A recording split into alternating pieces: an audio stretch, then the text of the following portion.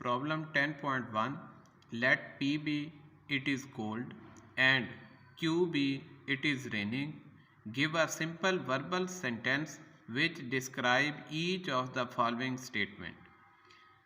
First है negation P.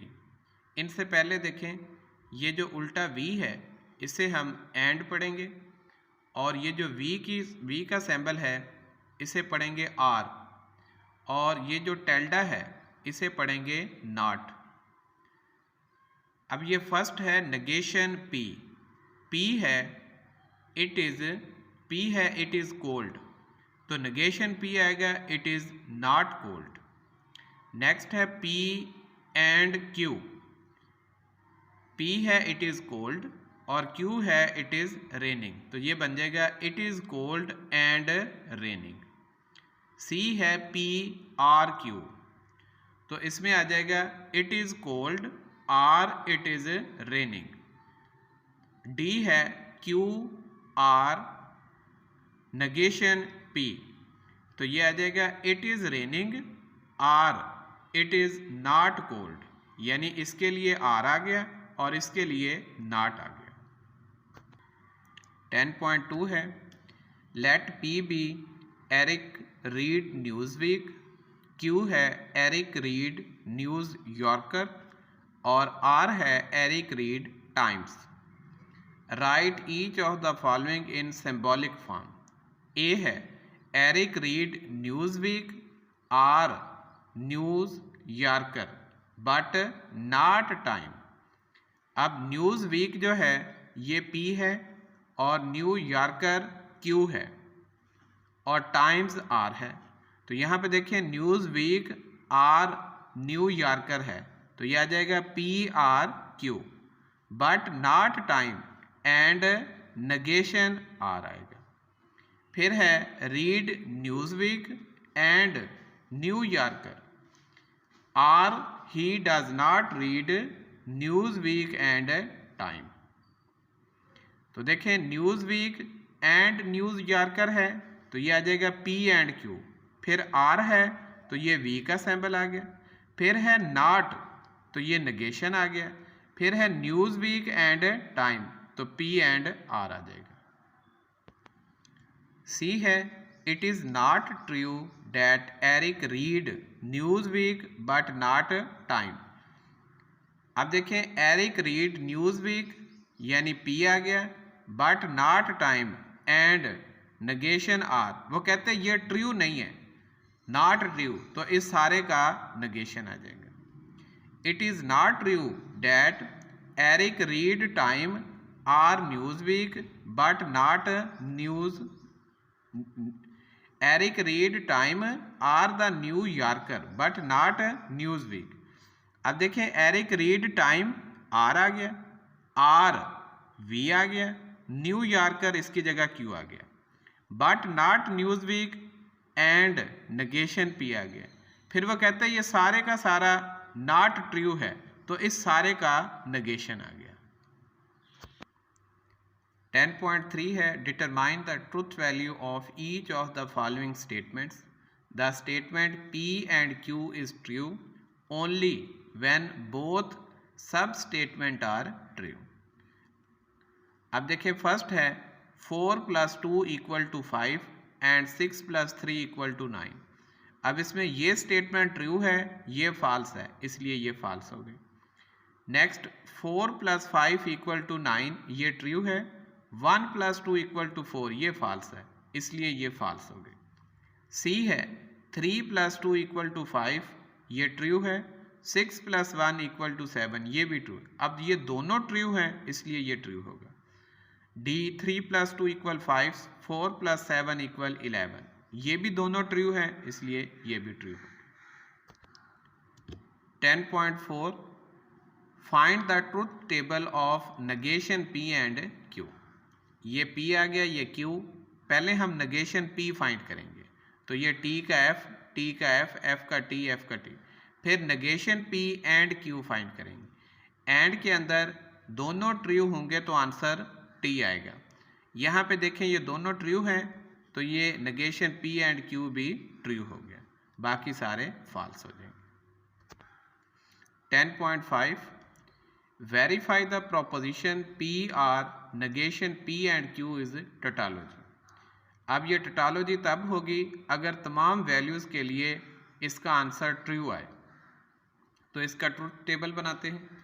ये P Q आ गया, पहले हम ये पी एंड क्यू फाइंड करेंगे। इसमें पी और क्यू अगर दोनों ट्रू हैं तो आंसर टी आएगा, वरना फॉल्स आएगा। फिर negation P and Q, negation P and Q में इन सब को चेंज कर देंगे, टी को एफ में, एफ को टी में। फिर हमने P R negation P and Q निकालना है। ये पी है और ये negation पी एंड क्यू है, इन दोनों का आर लेना है। आर में एक भी ट्रू आ जाए तो आंसर ट्रू होता है, यानी एक भी टी आ जाए तो आंसर टी आएगा।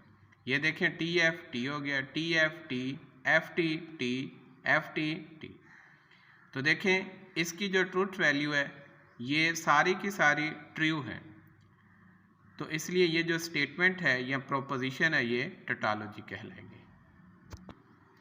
10.6 है show that proposition negation P and Q and negation P or negation Q are logically equivalent. तो ट्रुथ वैल्यू से हम शो करेंगे, अगर इन दोनों की करस्पॉन्डिंग ट्रुथ वैल्यू सेम आ जाए तो फिर ये दोनों लॉजिकली इक्विवेलेंट होंगे। ये पहले P आ गया, फिर Q, फिर negation P negation Q। अब देखें हमने ये P एंड Q फाइंड करना है, ये P एंड Q आ गया। फिर इसका negation फाइंड किया, negation P एंड Q।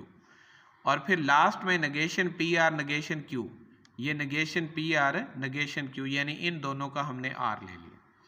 अब देखें ये जो स्टेटमेंट है इसकी जो आंसर है ये कॉलम नंबर 6 में है। ये कॉलम 1 2 3 4 5 6। अब कॉलम 6 में negation P एंड Q का आंसर है और कॉलम 7 में negation P or negation Q का आंसर है। अगर इन दोनों कॉलम को देखें तो करस्पॉन्डिंग वैल्यू सेम है, तो इसलिए from column 6 and 7 it is clear that कि ये दोनों स्टेटमेंट लॉजिकली इक्विवेलेंट है। Problem 10.7 using the law to show that negation P or Q or negation P and Q equivalent to negation P। ये left hand side हम लेंगे, negation P or Q or negation P and Q ये equivalent होगा। अब ये जो first one है यहाँ पे हमने डी मॉर्गन लॉ अप्लाई करना है।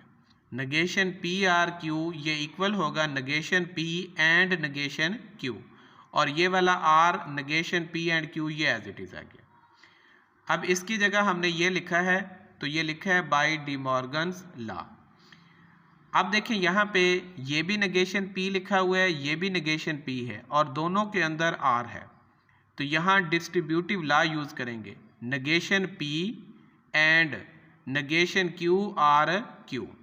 ठीक है जी, तो ये बाय डिस्ट्रीब्यूटिव लॉ आ गया। अब negation Q आर Q, इसका जो ये जो प्रॉपर्टी है ये प्रोपोजिशन टोटोलॉजी कहलाएगी। तो इसकी जगह हमने ये T लिख दिया, ये कंप्लीमेंट लॉ है। फिर हमने इस टोटोलॉजी का R लिया है एंड लिया है negation P के साथ, तो इसका आंसर negation P आएगा, ये आइडेंटिटी लॉ है। 10.8 rewrite the following statement without using the conditional। A है if it is cold he wears a hat।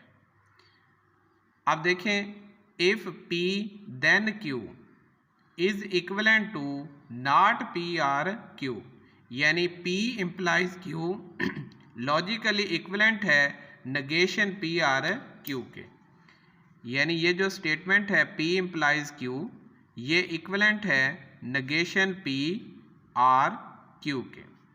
अब ये हमारे पास P implies Q वाली स्टेटमेंट है, इसको हमने इस फॉर्म में लिखना है। तो ये आ जाएगा negation P और Q है तो इसका नॉट आएगा, इट इज़ नॉट कोल्ड और he wears a hat। Next है if productivity increase then wages rise. अब ये P बन गया, तो प्रोडक्टिविटी डज नॉट इंक्रीज, ठीक है, ये क्यू है। Are wages rise. 10.9 है, determine the contrapositive of each statement. If John is a poet then he is poor, ये स्टेटमेंट गिवन है। अब इसका कंट्रापोजिटिव फाइंड करना है। अब देखें कंट्रापोजिटिव क्या होता है। अगर हो P इम्प्लाइज Q तो इसका कंट्रापोजिटिव आएगा negation Q implies negation P, यानी ये जो Q है बाद वाले प्रोपोजिशन ये पहले आएगी और इसका नेगेशन भी होगा, नॉट भी होगा, और पहले वाली बाद में चली जाएगी, उसका भी नॉट होगा। यानी दोनों की जगह भी तब्दील करें और दोनों के ऊपर नेगेशन भी अप्लाई करें, ये कंट्रापोजिटिव है। अब इसमें है कि John is a poet then he poor. अब ये हमारे पास P है, ये Q है, तो ये Q पहले आ जाएगा और इसका नॉट भी होगा, यानी जॉन इज नॉट पुअर। और ये पोएट बाद में होगा, बाद में जाएगा और इसका भी नॉट होगा, then he is not a poet. तो ये हमारे पास कंट्रापोजिटिव आ जाएगी। If John is not poor then he is not a poet. B है only if Mark study will he pass the test. अब इस स्टेटमेंट को हम ऐसे भी लिख सकते हैं, if Mark passes the test then he study. अब इसका कंट्रापोजिटिव बनाएं तो इसमें ये P है पास द टेस्ट और ये Q है ही स्टडी, तो ये पहले आएगा नॉट के साथ, यानी if Mark does not study then, अब ये पास द टेस्ट ये बाद में चला जाएगा नॉट के साथ, he will not pass the test, ये कंट्रापोजिटिव स्टेटमेंट बन जाएगी। 10.10 है, write the negation of each statement as simply as possible. First है if she work she will earn money. अब इसकी हमने नेगेशन लिखनी है, तो ये है स्टेटमेंट P इम्प्लाइज Q वाली। तो P इम्प्लाइज Q का जो नेगेशन है ये इक्वल होता है P R नेगेशन Q के।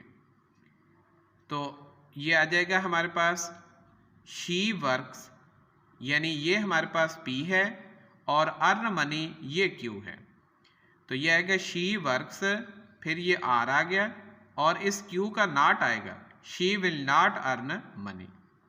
नेक्स्ट है he swims if and only if the water is warm. अब ये आ जाएगा P if and only if Q। इसका जब नेगेशन लेंगे तो ये इक्विवेलेंट आएगा P if and only if negation Q या negation P if and only if Q। तो इस अगर हम इस फॉर्म में लिखें तो P एज इट इज आएगा ही स्विम, फिर आ जाएगा इफ एंड ओनली इफ, ये जो Q है इसका नेगेशन आएगा, यानी the water is not warm. और अगर इस फॉर्म में लिखें ये जो negation P if and only if Q है, तो इसमें अब P का हमने नॉट लेना है, यानी ही does not swim if and only if, और ये जो Q है ये एज इट इज आएगा द वाटर इज वार्म। तो ये दो इसकी कंट्रापोजिटिव ये नेगेशन इस स्टेटमेंट की हैं, कोई भी इनमें से लिख सकते हैं। C है if it snow then they do not drive the car.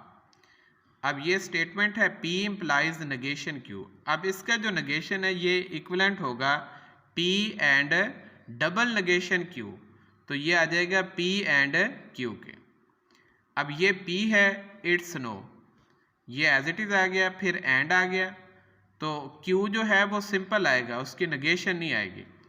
Then drive the car, ठीक है, देन ड्राइव द